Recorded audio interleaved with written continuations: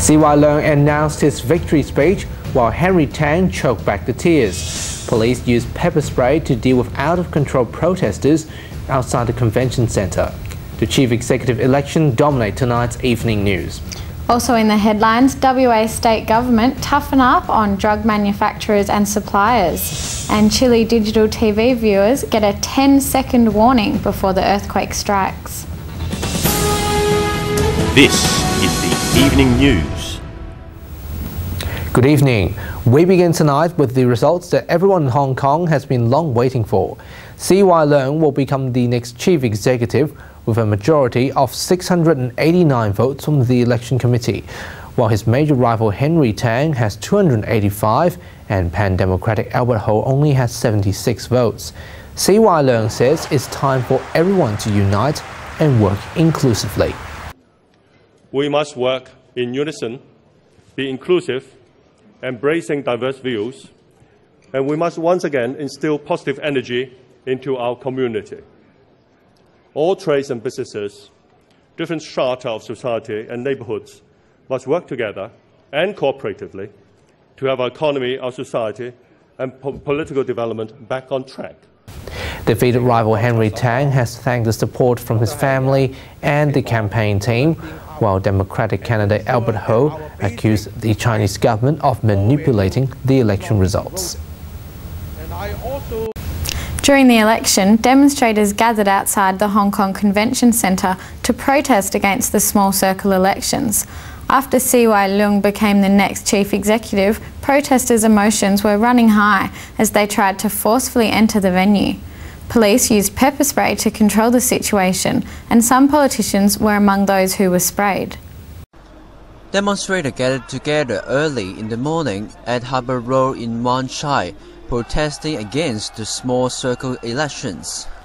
Protesters from Civil Human Rights Front has pushed through the barriers and hold up traffic after complaining the protest area is too small. After the official announcement of CY Leung has become the next chief executive, protesters try to force their way into the Hong Kong Convention and Exhibition Centre. The police has used pepper spray to control the situation. Few protesters were sprayed, including Labour Party leader Lee Chet-yan.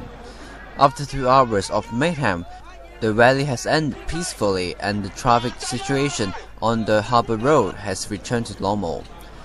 William HK News in Hong Kong.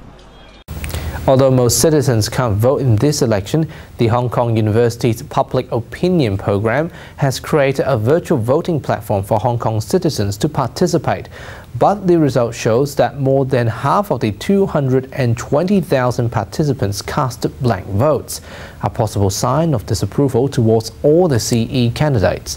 The poll shows that 17.8% support CY Leung, 16.3% support Henry Tang, and 11.4% supports Albert Ho. The Mass Transit Railway Corporation plans to increase the train fares by 5.4% from June this year. Over the last 2 years, there has been fare rises of more than 2%. MTR's commercial director said the fare increases were based on adjustment mechanisms. Back to Perth now, Police Minister Rob Johnson has announced tough new penalties, including mandatory jail sentences, in an attempt to protect children and the community from illicit drugs laboratories. Shadow Attorney General John Quigley supports the measure, but saying tougher penalties are not enough.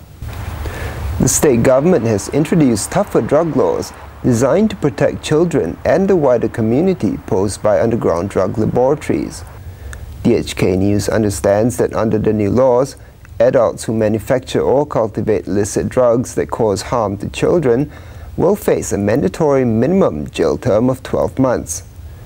Any adult convicted of a second or subsequent offense for selling, supplying, or exposing drugs to a child will also face a mandatory minimum jail term of 6 months. Police Minister Rob Johnson said that by implementing tougher penalties, the government is serious about protecting the community from the insidious drug trade. He also warns that the police will continue to step up its pursuit of the illicit drug trade in Western Australia. This is the second tranche of our Tough on Drugs campaign that we promised in the election. The first was in relation to cannabis control. We've done that, and now we have completed this second part, which I think is a very important part, because we've seen so many clandestine labs being operated by criminals who don't care if children are present or whether children would normally reside at those properties. So we're telling those criminals, you do this in future, as from today, you'll go to jail. While Shadow Attorney General John Quigley is pleased about the tougher penalties, he believes more can be done and expressed his displeasure at the government's broken promise of providing more police officers. Over the last 3 years, there has been an explosion in the amount of methamphetamine in the community. The mere announcement of harsher penalties on Saturday afternoon by a bumbling police minister is not enough. This bumbling police minister broke his promise to the community of 500 extra police in this term. It's police out in the suburbs looking for this wretched poison is what's going to drive it back. Shibs, DHK News. Attorney General Christian Porter has announced new actions to tackle unpaid fines towards the state government. The measures will include wheel clamping and having the vehicle number plates removed from defaulters. It is estimated that the state government has lost approximately $250 million income due to unpaid fines. Hardcore fine defaulters will face new enforcement measures under legislation to be introduced into Parliament by the state government. Attorney General Christian Porter said amendments to the Fines, Penalties and Infringement Notices Act would target a small section of fine defaulters who had continually ignored notices and requests to pay infringements and fines over a substantial period of time. The laws will target those who have more than $2,000 worth of unpaid infringements and those who have in excess of $1,000 worth of fines outstanding.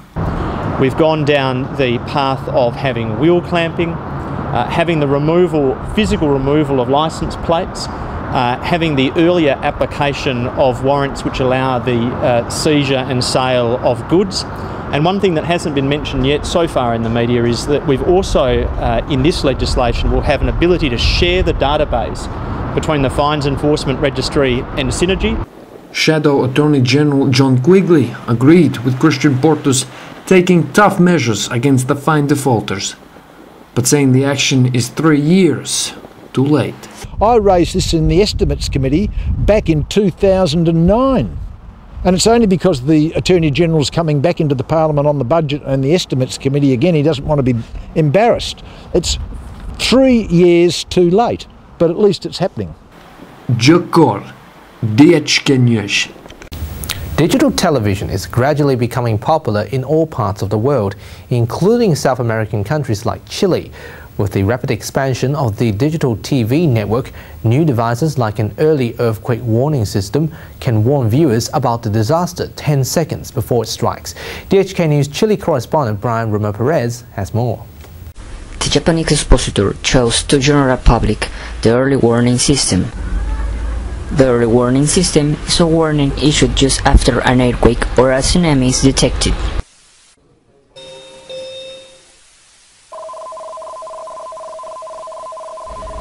Also, we test some devices like mobile phones with digital television and set-top box to adaptate all televisions to the new digital systems. Yes, this is a GSM mobile phone with digital TV. I hope retail price US dollar around 49.8. Very low cost, affordable, and basic function receive and call. This set-top box is not just a set-top box. This is a multimedia player, so not only enjoy the digital TV program, but also enjoy karaoke and MP3 music and video, movie, and one more is with joystick. Enjoy the exciting game. Chile is using the Japanese standard of digital television and is available on Antofagasta, Santiago and Concepcion. Also, you can enjoy one sec television on your cell phone, early warning system and electronic guide. For the HK News, Brian Ramirez, Santiago de Chile. Year 5, 6 and 7 students at Hilton Primary School have attended a bicycle riding skills workshop to learn how to cycle safely. The program comes after the City of Fremantle announced its support on Bike Week to promote a healthier lifestyle. So hopefully the Be Active Cycle Instead Bike Skills program has helped the children learn a little bit more about bike safety and how to ride confidently. We teach the AusCycle framework, which gives children and adults the skills, competence and safety to use riding as a form of exercise and transport. I think today has been a reminder about the importance of getting your bike ready for the road, and also it's just been an opportunity for some new learning as well about how important it is to keep your bike serviced. 2 and 2 is the correct position of a helmet. The kids have certainly been attentive and asked plenty of questions. Time to start pedaling, and here's sports with Shibs Way. Thanks, Ivan. Manchester City is back on top of the Premier League following a 1-1 draw with Stoke City at the Britannia Stadium. Peter Crouch's wonder goal from 30 yards gave the home side a lead after 59 minutes, but Yaya Touré's deflected shot savaged City a point. City are now level on 70 points with title rivals Manchester United, but ahead on goal difference. Although the Red Devils have a game in hand. In Saturday's other results, Spurs stayed 5 points clear of Chelsea as Liverpool suffered a shock defeat at Wigan. Well, not really, considering Liverpool's current form. They've just won once in the last 6 Premier League matches, piling pressure on Kenny Dalglish. And finally, before I go, it's a very special week here on the HK News. It's our senior newsreader, Anna Godden's birthday. Happy birthday, Anna, and keep up the good work. Back to you guys. Thank you, Shibs. And yes, Anna, happy birthday. Sorry to miss it for you, but Thank you. Thank you. Thank you so much. It's always an honour to bring you the news. And let's not forget all the reporters who worked very hard on the front line this week. And that's how the world looks tonight on this Happy Ending Tuesday. Good night, everyone. See you next week.